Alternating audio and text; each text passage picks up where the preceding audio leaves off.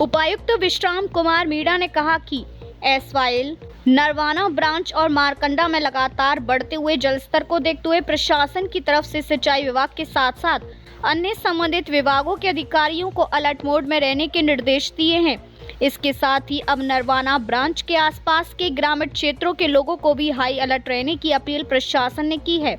उपायुक्त विश्राम कुमार मीणा वीरवार को जल प्रभावित क्षेत्रों का निरीक्षण करने उपरांत बातचीत कर रहे थे। इससे पहले उपायुक्त विश्राम कुमार मीणा ने गांव कलसाना, मोगल माजरा, पालड़ा व तंगौर सहित अन्य जल प्रभावित क्षेत्रों का निरीक्षण किया और ग्रामीणों से बातचीत कर उनकी समस्याओं को जाना। इन गांवों में लोगों से फीडबैक मिलने के उपरांत मौके पर ही उपायुक्त ने दूरभाष के माध्यम से अधिकारियों को समस्या का समाधान करने के भी निर्देश दिए। उन्होंने ग्रामीणों से बरसाती पानी के साथ साथ अन्य दिनचर्या में आने वाले समस्याओं को लेकर बारीकी से बातचीत करते हुए कहा कि प्रशासन हर गांव के लोगों की समस्याओं की लगातार फीडबैक ले रहा है। उन्होंने कहा कि पशुपालन विभाग की तरफ से जल प्रभावित गांव में पशुओं के लिए चारा और दवाइयां लगातार भेज रहा है। इसके अलावा जन स्वास्थ्य विभाग के अधिकारी पीने के पानी की व्यवस्था कर रहे हैं और ट्यूबवेलों के सैंपल भी ले रहे हैं। सिंचाई विभाग के अधिकारी लगातार नहरों की निगरानी करके लोगों को समय रहते सचेत कर रहे हैं। उन्होंने कहा कि पुलिस प्रशासन की तरफ से सुरक्षा व्यवस्था के तमाम पुख्ता इंतजाम किए गए हैं। कोई भी व्यक्ति प्रशासनिक कंट्रोल रूम में सूचना देकर सहायता प्राप्त कर सकता है।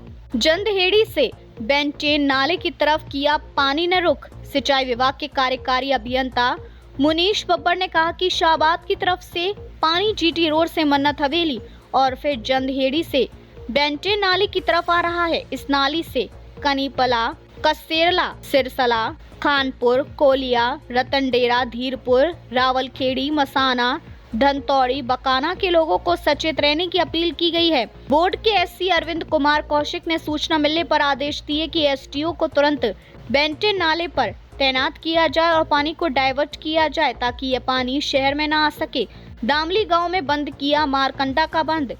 एक्सीएन मुनीश बब्बर ने कहा कि कंट्रोल रूम के माध्यम से सूचना मिली कि गांव दामली के पास मारकंडा में कुछ दरार आ गई है। इस सूचना के आधार पर सिंचाई विभाग ने तुरंत दामली के पास बांध को मिट्टी और कट्टा लगाकर मजबूत बना दिया है। कल रात नेसी में जो प्राइवेट बंद है उसमें ब्रीच हो गया था। उस वजह से टबरा, नेसी इन गाँव में पानी फैल गया था। तो उसका अवलोकन रात में हमारे शिव जिला परिषद एसडीएम ने करा था और उसके बाद सुबह भी हालात का जायजा लेने के लिए हम अधिकारियों के साथ आए हुए हैं। तो अभी आबादी में तो कहीं पानी नहीं घुसा है, खेतों से वो वापस घूम के मरकंडा में ही एक बार आ जाएगा। अभी जो है मुलाना पे हमारा पानी जो 54,000 क्यूसेक कल शाम में पहुंच गया था वो अब 34,000 पे आ गया। तो वो अब धीरे धीरे अगले 6 से 8 घंटे में उसका असर आगे दिखेगा। तो शायद अगर कुछ पहाड़ी क्षेत्र में और हमारे आगे बारिश नहीं होती है तो जल स्तर धीरे धीरे कम होगा अगले 1 से 2 दिन में। तो सभी से मेरा अनुरोध यही रहेगा कि छोटे बच्चों को, बुजुर्गों को और इनको जल भराव के क्षेत्रों में और वैसे नहीं जाने दें, अनावश्यक घर से बाहर ना निकलें और प्रशासन का सहयोग करें।